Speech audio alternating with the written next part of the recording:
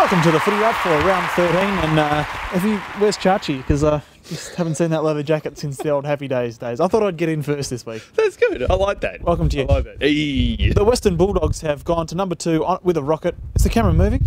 I think it is. I think it's Just going to fall. No, just go down your knees a little bit more. No, It'll be fine. fall. Keep rolling, keep rolling. It's gonna fall. It's all right. The Western Bulldogs have gone to number 2 with a bullet, second on the ladder. And Adam Cooney playing his 100th game, I thought was just fantastic. I think the Bulldogs have got a lot of depth.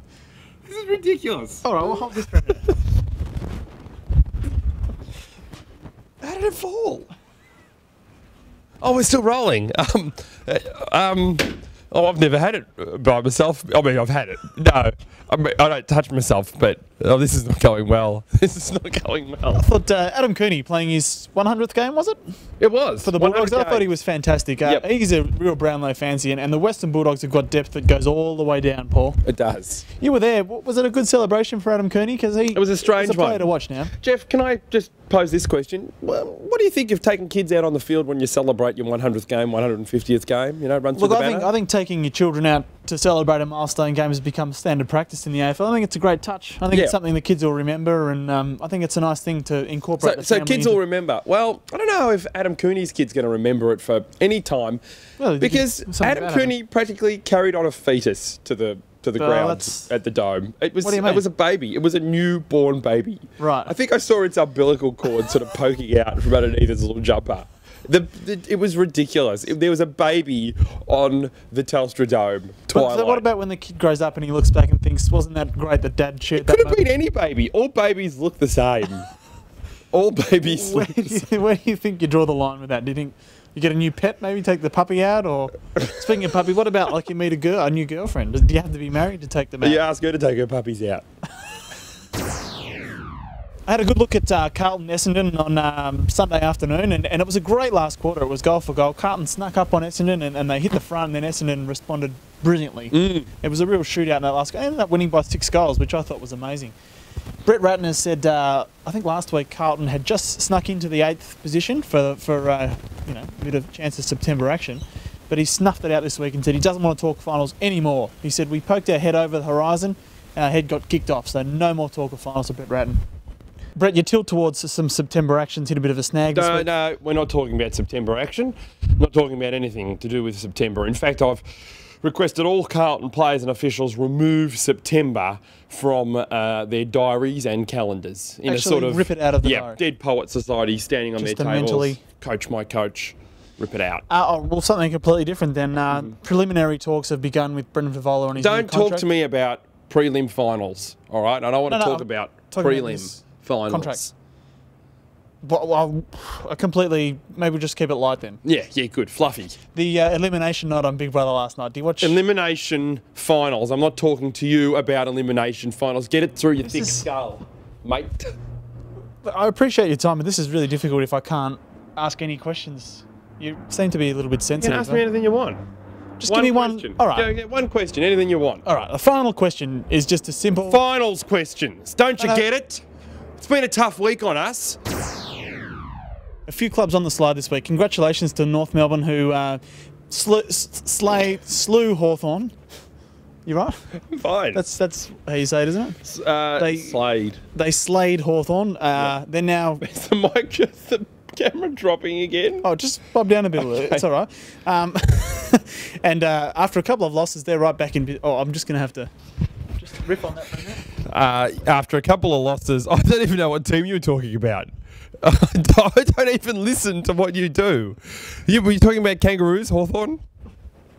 Kangaroo and Hawthorn. Hawthorn. So Hawthorn have lost a game now.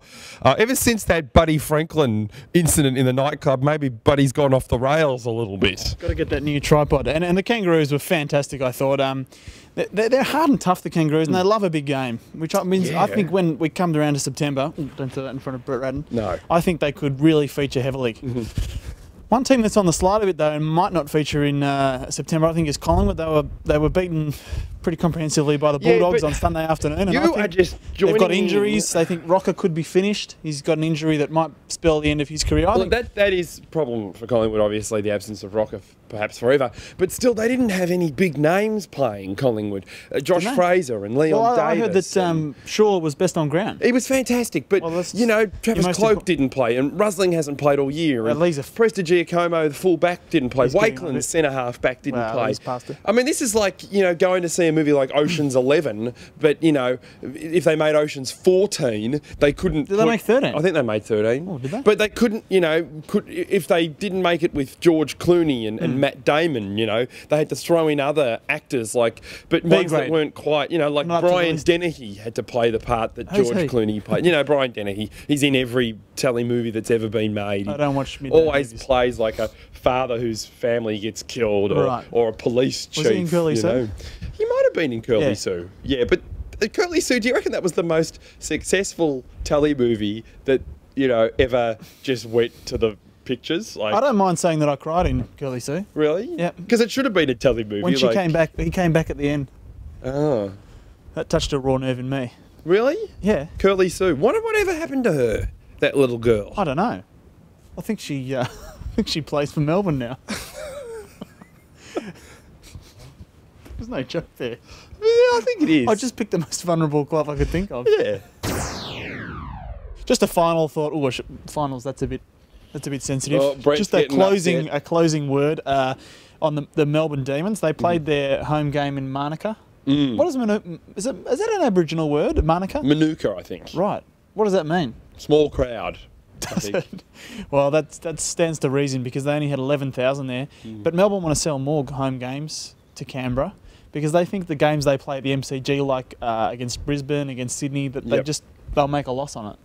Rather than trying to tap into, the youth market to get supporters, they're going to tap into the public service market in Canberra. But where do you think another frontier could be for the AFL? I mean, if it's not kind of working in Canberra, maybe we're flogging a dead horse there. Do you think there's another location? Like one I would like to float... Has anyone ever flogged a dead horse? Is that just like a wild goose chase? I don't know. You don't think anyone's been in a wild goose chase? I don't think so. Come on, kids. There's a goose out in the yard. Everyone, let's go and chase it around for a bit. But if that is the case, I mean, one idea I'd like to float is perhaps playing a game at Mount Buller in the snow. They play, the old cliche that all the Melbourne supporters go up there. They play soccer games in the snow with an orange ball. Yes. Why couldn't they do the same in footy? Well, they would play district football in the snow in some parts of Australia, wouldn't they? They must, yeah. You can't stop for 3 months of the year. Imagine if your team was like a snow specialist. Like, you got the wet weather specialists. If you're a snow specialist. You only really got to turn your skills on once every 5 years.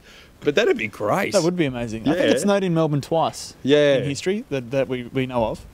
Who would play well in the snow, do you reckon? Do you reckon Peter Bell would be good, burrowing in, hiding in the forward pocket like a little Inuit? I think so. It could work. Yeah.